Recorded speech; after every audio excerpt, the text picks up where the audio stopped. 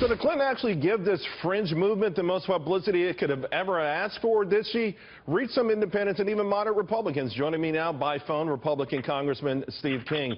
Congressman King, thanks for joining us. You bet. Thanks a lot for having me on.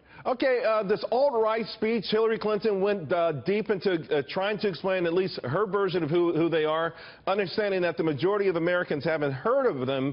And you know, I thought it was interesting. She invoked a lot of Republican names: Bob Dole, Paul Ryan, Ted Cruz, George Bush, separating alt-right from traditional conservatism. I hope she didn't leave me out. maybe in the next one. I'm sure we'll hear the speech more than once. Well, here's what comes to me when I listen to that tape of Hillary Clinton. These are almost all the divisions that Barack Obama has exacerbated, and a lot of that under the watch of Hillary Clinton as Secretary of State. And I made a national issue out of it when Barack Obama sided with Professor Gates against Officer Crowley, and they ended up with a beer summit. And shortly after that, we had Trayvon Martin. That could, if he had a son, he'd look like Trayvon. And shortly after that, you had the Arizona SB 1070 immigration law, where President Obama made a racial issue out of that.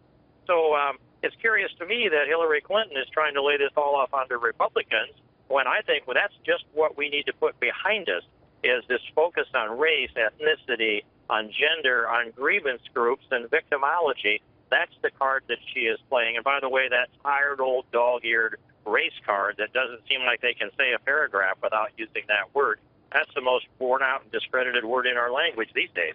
Well, there's no doubt that, in my mind at least, that no matter who the GOP nominee would have been, we would have heard something about racism. Are you alarmed at all by the growth of alt-right and some of the things, if you drill down on Twitter, some of the things that you've seen, some of the things that she talked about, some of the tweets or whatever that she called out, is that something that we should be alarmed about, or is it just people voicing their opinions that do not represent in any way your party? Well, I don't think we should be alarmed one bit. This is a free country, and one of the things we need to preserve is freedom of speech, thought, and expression, and that's one of the things that is under assault by the politically correct crowd that is driven in a significant part by Hillary Clinton. But there's always going to be people on the fringes that will say some things that will cause one to cringe. But what's really going on is their assault on the American experience, the American culture and civilization, way of life, and their assault on Western civilization itself. Anything that sustains our American values seems to be anathema to the Clinton campaign and to Barack Obama and to the Democrats.